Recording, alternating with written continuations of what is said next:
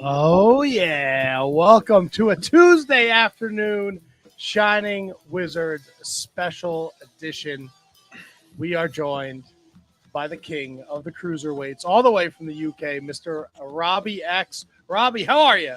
I'm all right. I'm great, thank you. I'm feeling wonderful. How are you guys? You should feel wonderful after the weekend you had. I can see you're displaying those championship belts proudly right behind you. Always, always. Two of the best cruiserweight open weight belts in the country. I'm pretty certain, and they're right here behind me.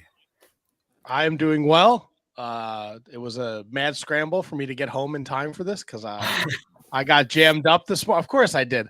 I happily offered to help at work, and it turned into me driving to the same place 3 times. Oh, man. Brutal. But we made it. We're here. We're with the king of the cruiserweights, UK independent star. And hopefully this opportunity allows us to introduce you to the Western fans who maybe aren't too familiar with you. I would love that. I've definitely been trying to get my name around a lot more this year than usual. Now, is that more or less difficult for you to do to get familiar or have fans in the Western part of the country be familiar with you? Maybe. I feel like I'm currently working for like the top companies over in the UK. That probably have a lot more reach around the world than a lot of others. So potentially maybe not as much anymore. And I've definitely started to do a lot more around Europe as well now. So hopefully, like some people who are listening do have an idea who I am. If not, hello. There's a lot we're going to talk about with you. Obviously, your work in progress, Rev Pro. But if they follow you on social media at Robbie_X_, I got to know about this Mr. Blobby. Oh no. What is a Mr. Blobby? So Mr. Blobby was pretty much I think it was like back around in the 80s, maybe early 90s. And it's just a guy. Well, I don't really know what it is, but it's I'd say a dinosaur maybe with purple spots, and his catchphrase is blobby blobby blobby. Yeah, so it's pretty much a UK thing. It used to terrify me. When I was younger, it terrified me as a kid. I mean, looking at the picture on your social media, it is. So that was a show on a Tuesday night, and the most wildest show that I've ever been a part of. I'm pretty certain the company's called Riot Cabaret, and it was incredible. It was fantastic. It's still horrifying. The Mr. Blobby is horrifying. So he was a part of a rumble, and he eliminated himself by jumping off the apron and literally shouting blobby blobby blobby. It was scary but also hilarious at the same time. Oh my god. Blobby blobby blobby. But like in a really deep accent, in a really deep voice. Were you in the rumble with him? No, thankfully not. No, I actually wrestled Michael Oku on that show. Michael Oku, somebody else who's very popular in the UK independent scene, who I'm also working on doing a little afternoon session with in the next couple weeks. He's fantastic. He's a very nice human being to be around. I feel like you UK folks say that about a lot of people. Yeah and no. I think it's because, well, I mean, for me and Michael, like I feel like we spend a lot of time together. Obviously, being a part of Revolution Pro, run so many shows in the year, and so like we see each other a lot, and then obviously doing other independent shows together as well. It was funny because there's a company called North, based in Newcastle, and they actually just shared a clip of me and him, and I genuinely feel like out of all the people that I've tagged with, me and Michael actually have like most of the most chemistry as of yet. So, so like here in where we are in New Jersey, in the United States, it's very, very congested with pro wrestling. Like you can go to like any town in the state and even in New York City, and you're gonna find a company. With companies like Rev Pro and Progress, is it much more travel for you guys, or is it as congested as it is in here, the States? There is so many companies in the country, like in the UK. Like I think there's roughly 16 or 70 just in the Midlands. I'd love to know how many wrestling promotions are in the country. Whereas like if for example Progress and Rev Pro, so like Progress run in Camden, and then Rev Pro have a venue. It's called the 229, and I'm pretty certain you could actually walk from 229 to Camden, and it would take like 15 minutes to get there. So like it's very heavily based with so many wrestling companies, which isn't a bad thing because I feel like the UK scene is one of the hottest scenes in independent wrestling by far. But there's also, when you have so many companies, you also have some of the companies that just run because they have money. Does that make sense? Now, yeah, absolutely. No, absolutely. Because I think we have that same situation over here in the States. But the UK scene wasn't where it is today a couple years ago, post, right when the pandemic happened and NXT UK and the speaking out thing. It seemed like the UK independent scene took a hit.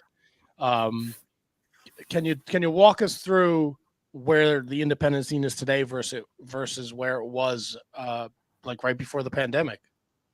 I mean, I definitely feel strongly the same as you just said.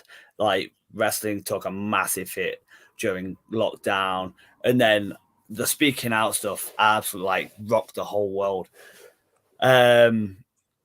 We're definitely picking it back up. There's a lot of us now that are heavily based on bringing wrestling back to where it was. I feel like we are so much. It's not there yet, but I feel like we're in the right steps to bringing it back to where it was. But before lockdown and before speaking out, it was ridiculous. Like there were so many shows. Like it was just wrestling.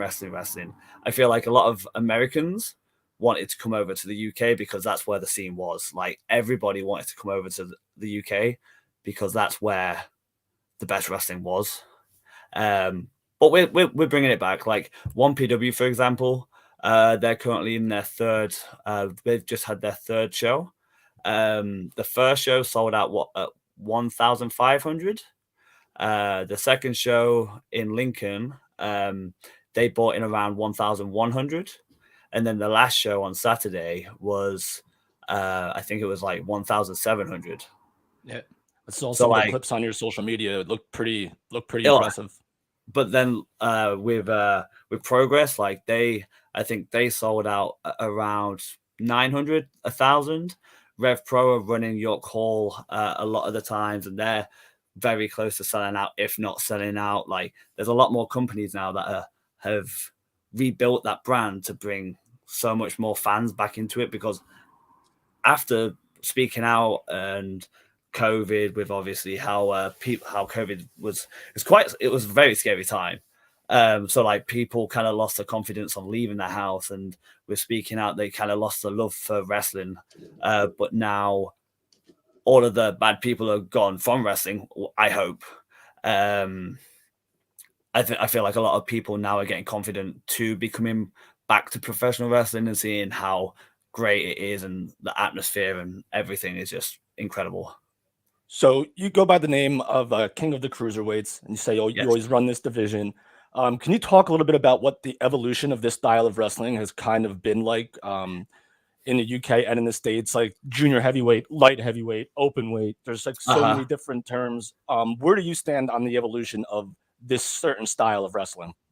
I think that so going back from like Rey Mysterio kind of era, he obviously created the era of cruiserweights, and he was the one that inspired me to to become a cruiserweight, and I looked up to him when I was younger and whatnot. And then from like the UK indie scene, like we had like Johnny and Jody, Jody Fleisch, Johnny Storm, Pac, for example. So there was that era, and then there was a Will Ospreay, and then so like going from Will Ospreay, who is the most ridiculous human being I've ever seen in my whole entire life, to then I feel like it went from that to then cruiserweights just doing everything that had no meaning, or like there was no story behind what they was doing. They were just doing it because they could. And then now, so I class myself as the king of the cruiserweights because I feel like on my terms, I do like everything that I do is so smooth. Everything that I do has a meaning. Like I'm not like I can do so much stuff, but I don't throw it out there because I like to tell a story in the way I wrestle, if that makes sense. So like it's gone from really good to then down a little bit to then slowly coming back up. Now, you call yourself the king of the cruiserweights, and you mentioned a lot of great athletes in that style, but one that I think has been a thorn in your side, and you guys find yourself set at 1-1. Oh, I know who you. I already know who you're gonna say. Is Lio Rush. So can you talk rivalry and do we know when the rubber match is going to be? Lio Rush. Sorry, Rush. Yeah. So our first match was at 229 in Revolution in Rev Pro, and then our second match was a surprise at York Hall at Revolution Rumble. And then yesterday, oh no, I completely forgot. I've also wrestled in twice this weekend as well. For Revolution Pro, I would absolutely love to have a round 3 because he's won. I've got 1 win over him. He's got 1 win over me. So looking at that, there's needs to be a third match. He's just incredible. He has changed the style of cruiserweights just for the pure fact of how he moves around, how he ducks and dives and dodges and everything. Like he's somebody that I could actually watch over and over again because you see one match and the next match isn't the same. Like it's just different over and over again. So the storied history of the British J Cup, what did it mean for you winning that last year? I remember getting back and Sarah, the photographer, came up to me, was like, "Can you get pictures, please?" I was like, "You're going to have to give me a second because I'm a little bit like," it just kind of hit me when I got back. I think just from the whole history of that, I think it kind of dawned on me as soon as I got back who has got that. And to be on the same list of Yushin Thunder Liger, it just blows my mind. And then obviously Mike Bailey, he's ridiculous as well. My memory is it's not very good, but yeah, like like it's honestly it felt so. I felt like I've reached a part of my career that I've been wanting for so long. After that, just because being on the same list as them people, like it just blew my mind away. Oh, it's well deserved. You're making an impact in the British wrestling scene, and clearly people see something in you. I mean, you got to share a ring with Frankie Kazarian this weekend. Yes, and you walked out the champion of that match. He was the last one. So here's the thing, right? So Frankie Kazarian was the last person I pinned in the 20-minute time limit. Multi. I don't know what it was.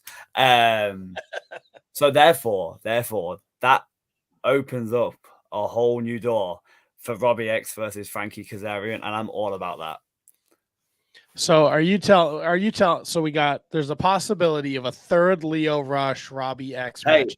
There's no possibility, but I want the third Robbie X versus Lio Rush and a singles between Frankie Kazarian and Robbie X. That's what I'm saying right now. So it's gonna happen. Hey, I'm pointing it out there now, so people who know this, like, it's gonna happen. It's got to. I'd say that's pretty exciting stuff right there. Robbie, the UK scene, you're killing it. And you're starting to get the recognition from the wrestling world. Obviously, you had a match earlier this year with Will Ospreay. And I've never really asked a wrestler this, but how much stock do you put in the Meltzer 5-star system? How much stock? Like, how much does it mean to you after you have a match with Will Ospreay? A week later, the Wrestling Observer comes out and he gave you 4 3/4 stars. How much does that mean to you? I mean, the way I looked at it wasn't a 5, so therefore I've broken something out there. So I need that 5. That's the first option. Like, I'm not gonna settle with a 4.75. I can't. I feel like he watches a lot of wrestling, so there's been so many 5 stars. There's been so many 4 stars, 3 stars, etc., etc. The fact that he gave somebody who, in honesty, like, he's not. I'm not one of them people who think, oh, I'm ridiculous. I deserve to be everywhere. Like, I wrestle, I come home, and then I'm Rob. Like, Robbie X is a weekend thing. And I'm not massive. Like, it's been about only the past year, maybe 2 years, that I've started feeling a lot more confident in my ability and knowing who I am as a wrestler. So for somebody as a Will Ospreay, and then Dave Meltzer giving the guy who doesn't think he's actually worth a 4.75, like, it made me know that I'm good. It made me believe. So you mentioned Rey Mysterio, you mentioned Frankie Kazarian, and your name being Robbie X. I have to ask, did you spend a lot of time watching X Division and TNA? And I did, yes, yeah. I like, not massively, but then like the 3 way that everyone talks about, Joe, AJ, and Christopher Daniels, like that one was like the set go. There's a whole meaning behind the name Robbie X. There was nothing like, it wasn't like an X Division kind of Right. thing. There's like a little backstory behind my name, which is pretty ridiculous, but yeah. Yeah, I just had to ask because I was curious, because I'm yeah just like our audience, I'm learning about you too. Yeah. So, like, it's just something that I wanted to throw out there. No, it's not the first time that I've been asked about that. But I did watch X Division, but not massively. Copy. So in this year, obviously, we talked about Will Ospreay, arguably one of the greatest in the world. You're also getting to be a part of 4-way matches with Big Damo and Pac. Yeah. Does that attribute to the hard work? You've been in the wrestling business for a while now. I believe 2009 is when you started. Are you you said you were starting to feel comfortable with yourself, but are these big opportunities? Do you feel like you do them? Have you earned these spots? Oh, completely. Like I'm not an arrogant person, but I completely, like, 100% know that I've worked my ass off on being like 12. And like, I've like, the amount of training that I did when I was younger and whatnot, like, my accountability now, I feel like the stuff that I did when I was younger is now speaking about it. Like, my hard work now is speaking on how much work I did when I was younger. So yeah, I think I've earned the stuff that I'm getting now. And I've been patient a lot of the time as well, because seeing so many people in front of me get more than me, I'm not a bitter person, but we're always going to be bitter in this profession. But I'm a very patient guy, so the patience has worked. Patience is a virtue. I always say this to people. So the stuff now that I'm achieving, the matches that I'm getting given, I have 100% earned and worked for. Now, 2023, clearly it's off to a bang. with you and this big opportunity to wrestle Will Ospreay, 1PW. But 20, did I say 2023? Yes, 2023 is this year. But last year, you were part of a joint show with GCW, which is Game Changer Wrestling here in the States, Yes. which is probably one of the, I'd say it's up. There's probably one of the top 4 companies in the States. It's banging right now. It's ridiculous. Yeah, it's banging. So you had the opportunity to work GCW, and you got to be part of Royal Quest, the New Japan show. How important? First of all, the New Japan show, because I love New Japan. What did it mean to be invited to that show? The greatest weekend of my life. Like, I will always remember this weekend. So it was 1PW first ever show, and then the New Japan show. I have always said that I want to go to New Japan. I feel like the style of wrestling would suit Super Juniors. So to be given the opportunity to perform under New Japan in a New Japan ring against New Japan stars was absolutely incredible. Dookie and Desperado were there. They was so good. Like, it just blew my mind. What is there a language barrier when you have to work with Japanese talent? How do you guys figure things out? Sometimes they speak okay English. I don't. Yeah, I find a lot of them speak okay English. It's more along the lines of body movements and yeah, like I didn't feel like I had any issues with it. Did you and I apologize because I've not seen Royal Quest 2, but did you suffer the Doki Choki? No, I didn't. Oh, good for you. You avoided the Doki Choki. That's a serious move. And you got to look, I think El Desperado's one of the best Super Juniors in the world. Oh, I mean, fantastic. To share the ring with him, that must have been something. Yeah, to watch his entrance, to then hear the crowd absolutely go nuts. It like that just gave me a warm feeling. Like it was just everything. And then going to the GCW, like I wrestled Blake Christian.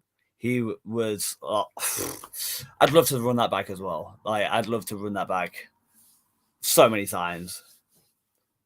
Is the I know you're prevalent in the UK with Rev Pro and 1PW and Progress. Are the states on your bucket list? I would love to, yes. But I am very anxious. So I I don't want to do it because of how my career is going at the minute. I would hate it if I went over to America without any sort of visa or anything, and then I get caught because I don't know, I'm prone to bad luck, I guess. And then I get banned from the States, and for I don't know whether it's 5 years or 10 years. I think it's 5 because Mike Bailey got hit with the same thing. Yeah, so I'm a very anxious mess, and like I've done so much, like I've worked so hard for my career. Like I don't want to be banned from anywhere. I want to do everything right. I want to have all the right documents. I don't want that kind of stuff to happen to me. No, fair enough. And look, if you look through what you've been doing the last 18 months, I mean, your match listing is a who's who of the brightest, the best, up and I mean, just alone last year in September, August and September. I mean, you were wrestling Mark Davis, one half of the IWGP Tag Team Champions, and then the next month you're sharing the ring with Leon Slater. The month before that, Nick Wayne. You were literally getting in there with the best, and you're proving that you belong and that the king of the Cruiserweights moniker is no joke. It's not just me giving like the saying. Like there's a lot of people who have said that I'm ridiculous. Like not just fans either. Is that the biggest compliment you can get? If your peers? Yes. Like I'm not like I don't really like compliments. Like I just kind of like take them, and then I'm kind of like I don't know how to take them. But like for my peers to say how good I am, etc., like stuff makes me it makes me know that I'm doing stuff right and that I don't need to change anything. Yeah, of course. Yeah, I don't do the compliments well either. I very rarely. I was talking. So Kieran, I'm sure you're aware of who Kieran is. Yes. He had mentioned to me that there's UK wrestlers that would love the Western exposure, and he thought that the Shining Wizards platform would be the perfect place for it. And I am beyond grateful for him. But we do a New Japan show on Fightful Overbooked, and we talked about it yesterday. That I was at a New Japan show and somebody recognized me, and it's the most awkward thing I was just like, okay, see you. Like, what? Hi, thanks for listening to the podcast. I can't imagine for you how that goes, and then to have the people that you share a locker room with, put you over, and how uncomfortable it could be. I understand how. I think I've got used to it now, like, and that's not me saying like I get so many compliments. I feel like I've just learned how to take and deal with them a lot easier. So yeah, like it does get, it depends how I'm feeling on the day as well, because I'm a very anxious guy. Like, and sometimes I get like travel anxiety. So depending on how I feel on that day, like I'm more open to them, and then some days I'm not, kind of thing.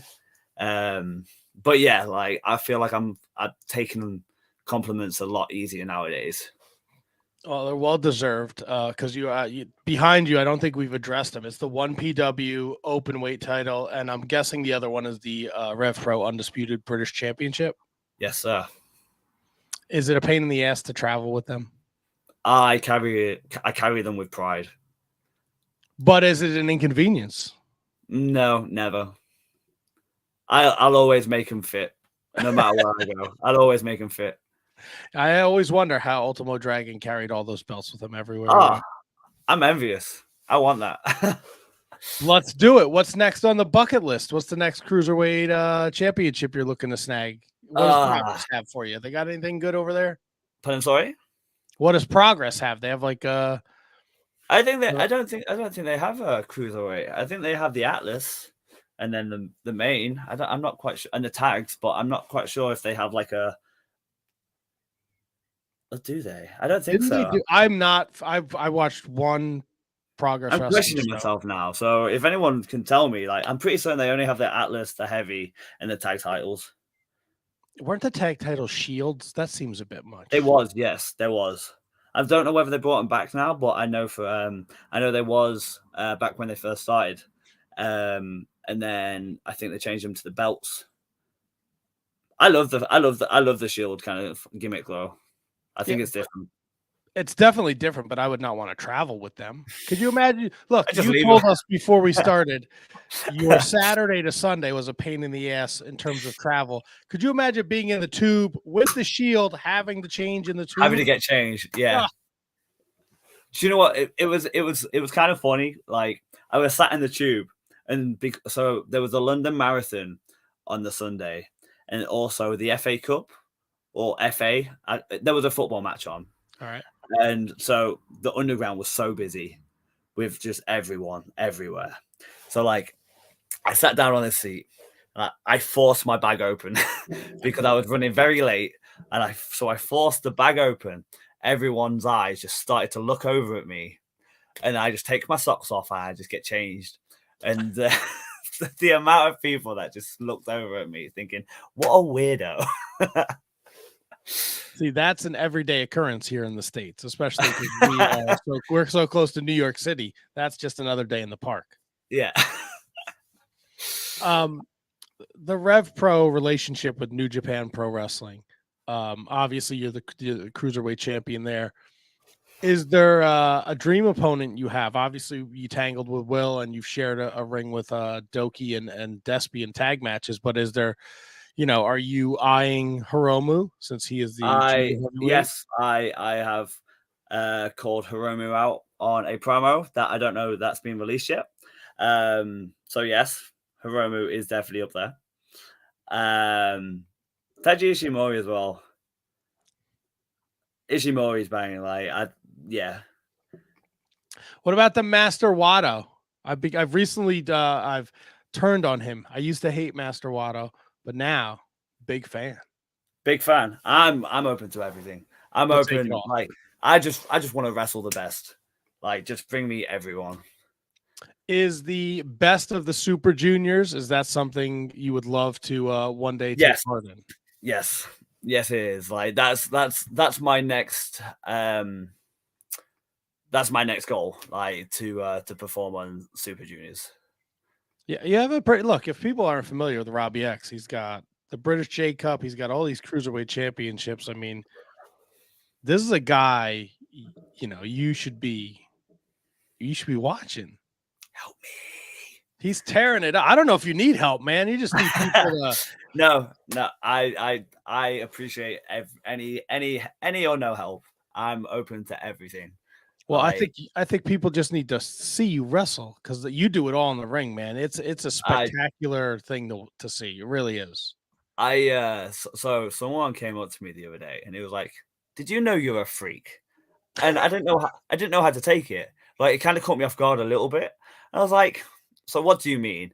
And he saved himself. And he was just like, "Some of the stuff that you do, it just doesn't make sense, because gravity should exist, but when I wrestle it, apparently it doesn't, because some of the stuff that I do, I either end up landing on my feet accidentally, or I just don't land on my head. I don't know how. So yeah, so he just came up to me and was like, "Do you know you're a freak, Rob?" I was like, "Well, I'll take it." What is the hardest move you've had to master in terms of something like maybe landing on your feet or not landing on your head? So I do the handspring on the ropes.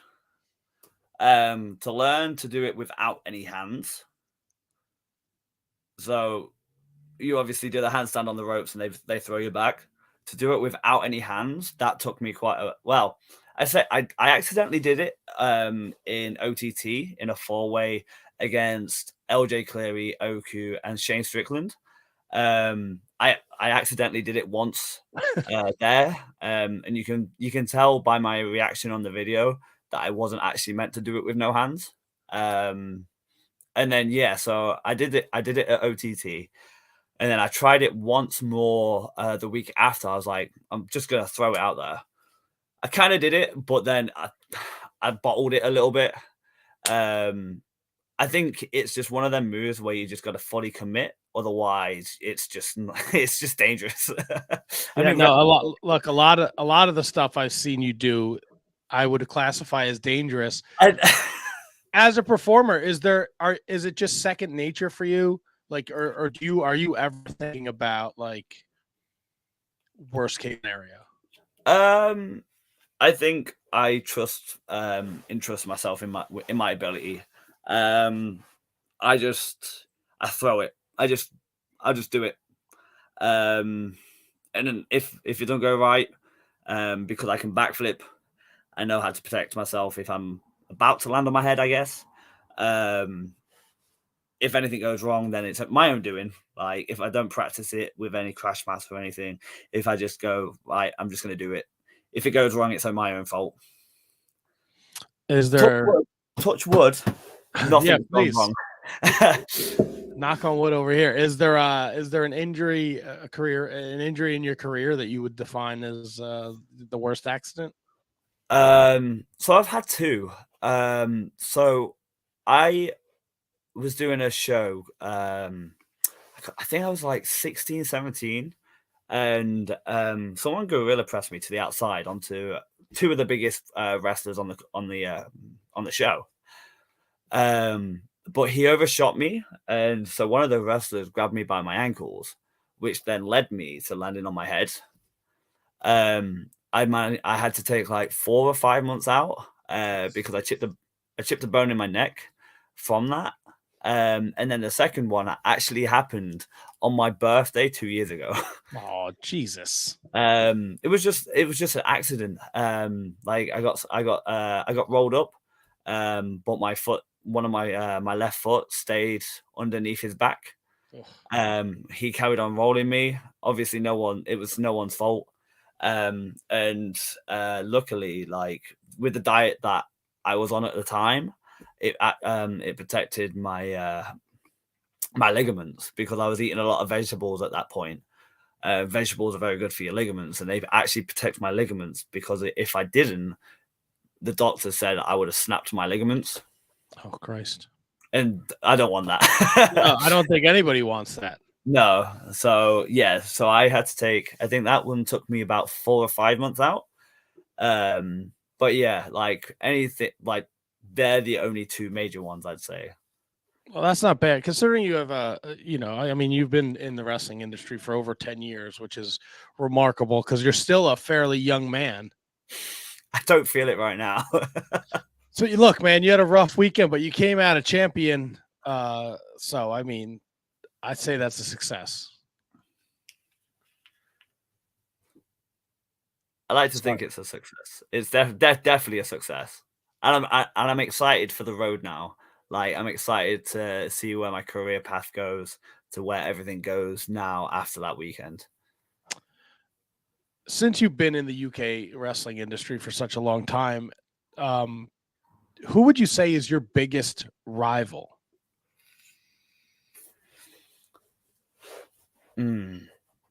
So at the minute, Leon Slater.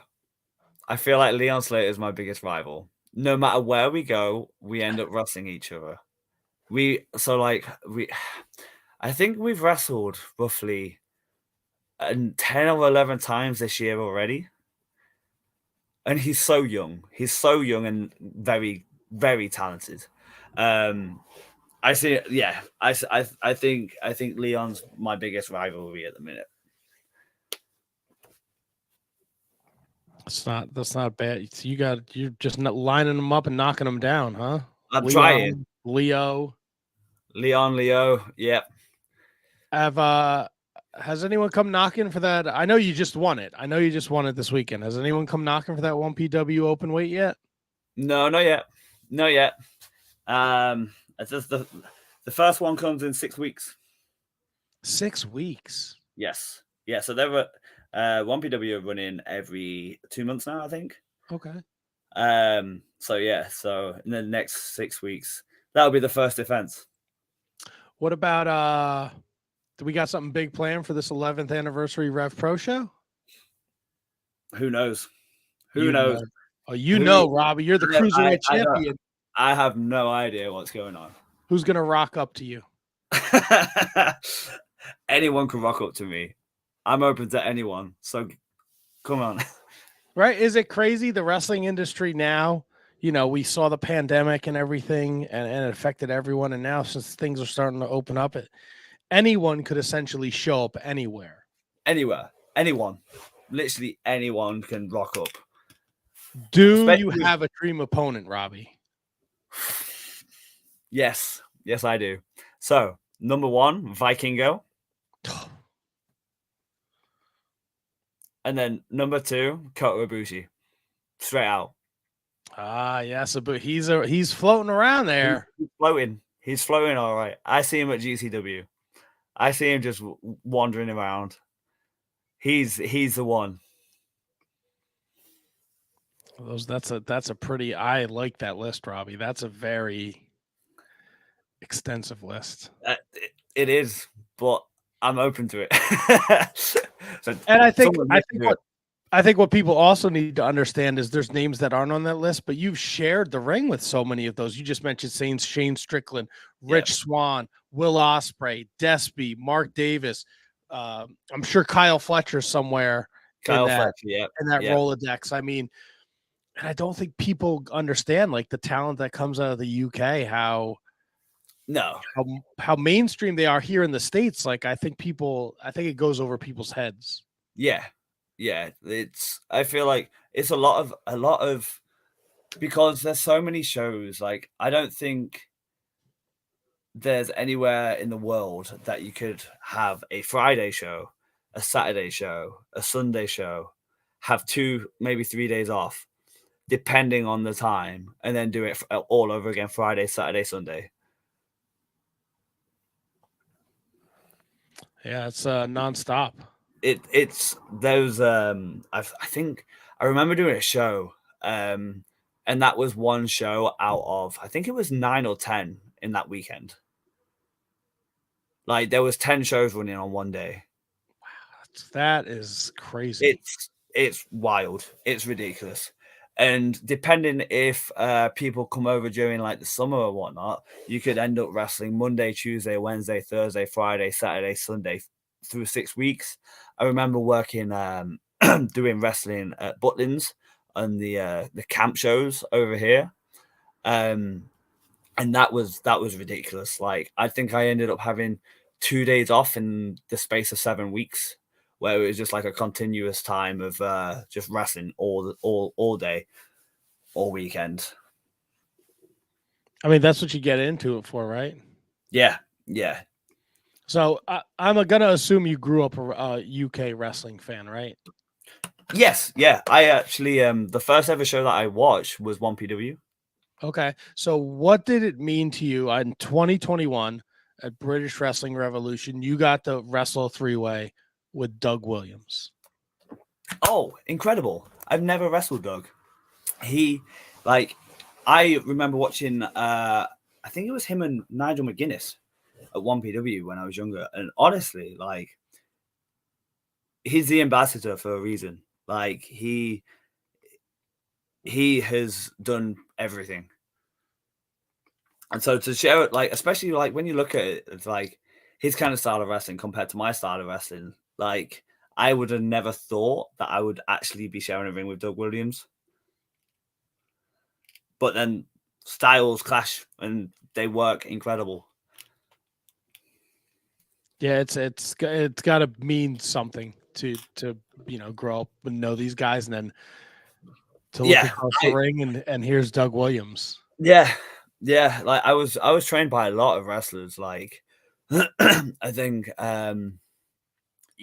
like just looking back now and thinking that I actually was watching them as a young boy, to then being able to wrestle them or see them every week.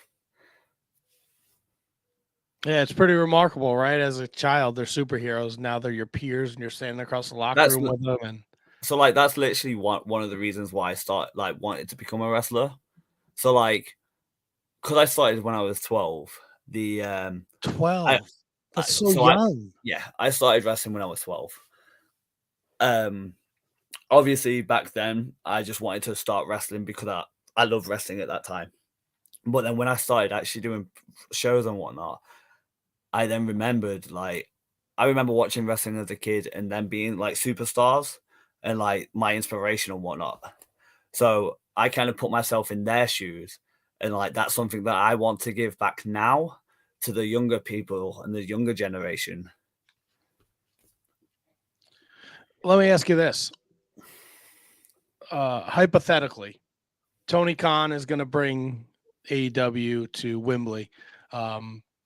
And I think he should, if he's a smart man, I'm going to assume that he's going to have UK representation on this show.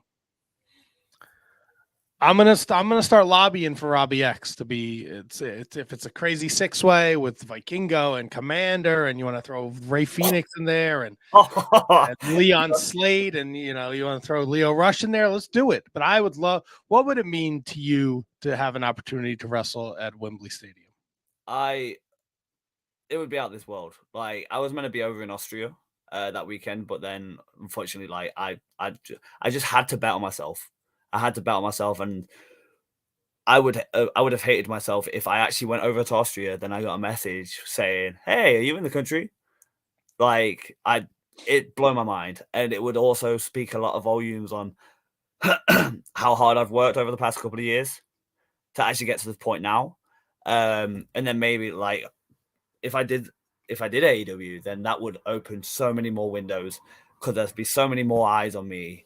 And it would like for my product, like it would help huge. I'm good friends with Kip Sabian, so I'm probably gonna try and go over and see him anyway.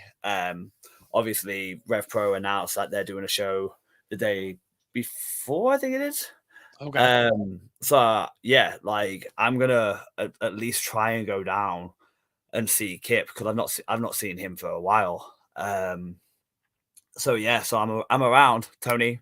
I'm around. Let's go, Tony. Make the call. Look, you got your finger on the pulse of the UK scene, and from what you said before about all these numbers at the progress of Rev Pro, do you think it's possible they could put 90,000 in there easy?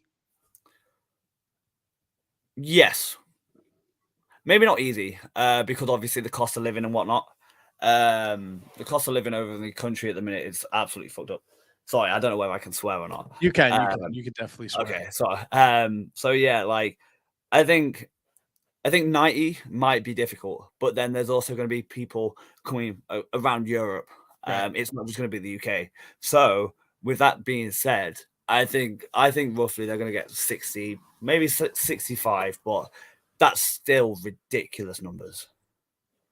No, I agree. I hope they sell it out. I'm excited, and I'd love to. I genuinely hope they do. Yeah, I think it'll be awesome, and I think they need to run back Will and Kenny. Please again. That match was incredible. Was it ever? It was worth me staying up till fucking 8 o'clock in the morning to watch it live. It was fantastic, and I'd love to see round 2, but who knows? Like they've got to. Surely they have to do something to wow their first UK show. Well, look, I don't think if it hurts you bringing a Robbie X, you bring Oku. Get some new look. You got. I think it's like a catch-22, right? Because there's so much wrestling now, and I'm a little older than you, so I was a big tape trader and like like wrestling magazines and stuff. So like if you heard of something in the UK, like you had to find somebody who had it, and they had to make a copy of a copy of a copy, and now it's just so easy. It's like wrestling overload. Yes, but I think you have the ability with your style that you kind of stick out, and I think more people should know who Robbie X is because your matches are great. The stuff with Leon Slater has been fantastic. The stuff with Leo Rush, I can't wait for the third. I hope that third is going to be crazy if there is. There has to be a rubber match. There has to be a definitive winner. It has to be, right? There has to be. And I think it helps you when you're sharing the ring with the likes of the Frankie Kazarians and the Leo Rushes of the world, and the wrestlers talk. So it's only a matter of time before Robbie X is big time. I hope so, because that's pretty much that's everything that that's everything I've been working up to. Like it's just it's something that it has to happen, and it will. And I'm confident that it will. Hard work pays off.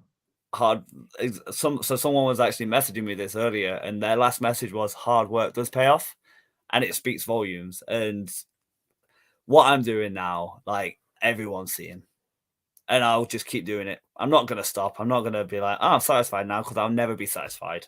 Never.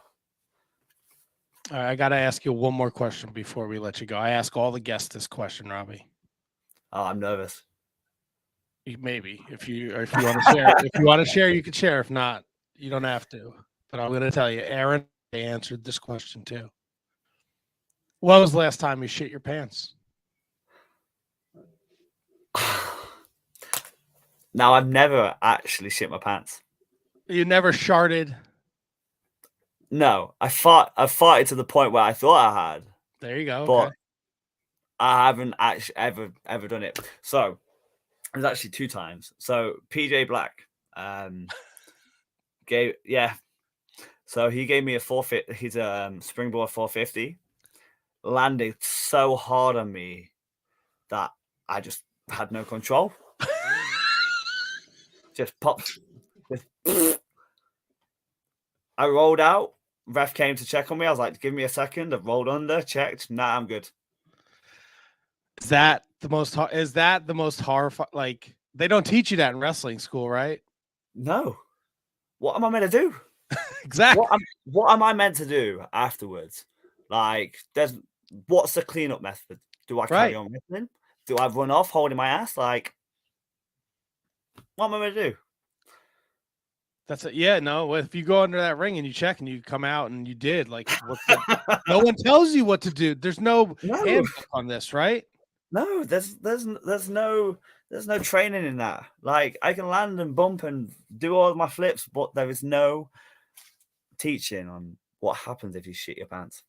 All right, maybe everybody should wear a muffler like Dusty says. And look, everybody has a. I'm not gonna say everybody. All the guys have a shitting their pants story. The ladies don't want to share, and I think that's rude. Rude, but understandable. Everybody poops. Yeah, it happens, and it only gets worse as you get older. Just a heads up.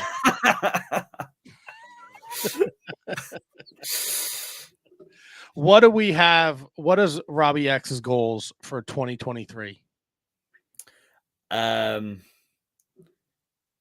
To take over, to travel more, do what I'm doing on a higher level. Just, do you know what as well? Just enjoy my journey. Like, I've got so many goals. As long as I'm enjoying my journey as well, like, that's one of the main things. Like, I don't want to be doing something that I don't love. And I'm madly in love with professional wrestling at the minute. So as long as I'm happy, like, that's my main priority right now. Just doing what I'm doing, killing my stuff, killing my shit, and then whatever comes, it comes. Well, Robbie, this has been a lot of fun. I think this was a great introduction to you. Hopefully a lot of the Western fans will check you out because they are missing out. The King of the Cruiserweights is not just a gimmick. You literally are taking over the world. It is not a gimmick. It's not the just a gimmick. The 1PW, Openweight, the Rev Pro, undisputed British Cruiserweight champion. Robbie, this has been an absolute blast. Follow Robbie on his social media at Robbie_X_ on Twitter and Instagram. Keep tabs of him. See if he's taking any more pictures with the Mr. Blobby. Not a chance. Horrifying. Before we let you go, is there anything you want to leave with the fans? I'm just thankful for anyone who follows me, for anyone's support. Like, it's a wild ride, and I love it. So anyone who follows me, thank you very much. I appreciate it. Hopefully we can do this again down the line. Checking on the progress. Yes, definitely. Like, I've enjoyed this. Like, I've enjoyed doing this today. So thank you for having me on. And we need to sort it out again in the next couple of months. We definitely will. I apologize if I seem distracted. It's because my internet is the shits. It's been a battle for the last day and a half. Yeah, so, I can see it keeps slowing down and cutting out a little bit, but that's all fine. I can still hear you. It makes me want to rage, Robbie. I'm going to rage after this. I got to go and deal with. I'm going to rage on the internet people. It's going down. I'm coming for you. I thought I had this shit fixed last night. Fuckers. Ladies and gentlemen, it's been Matt from the Shining Wizards. Kevin was here earlier. Robbie X. You want to follow him. You want to check him out. He's the king of the cruiserweights.